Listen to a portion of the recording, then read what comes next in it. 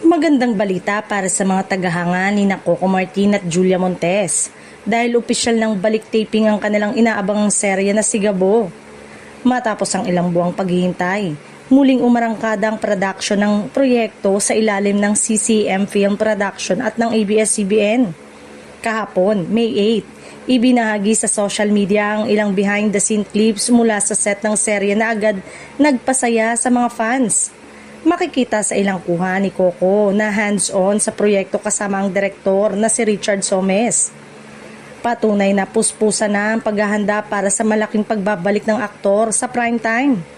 Matatanda ang nakatakda sanang umere ang Sigabo noong March 16 at nakapag-taping na rin sila ng ilang episode.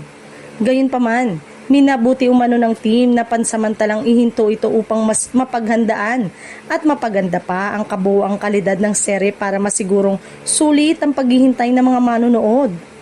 Ipinaliwanag mismo ni Coco ang naging desisyon ng finale screening ng FPJ Batang Quiapo. Ayon sa Primetime King, nais nila na mas mapulido ang bawat detalye ng palabas kaya minabuti nilang magpahinga muna at tutukan ng mas masusing paghahanda bago ito ihain sa publiko.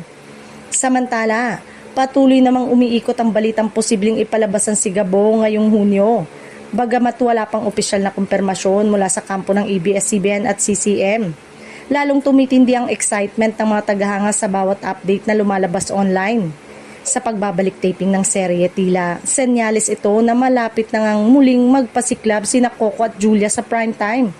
Kaya naman ang tanong ng mga kapamilya sa panibagong pasabog na ihahatid ng Sigabo.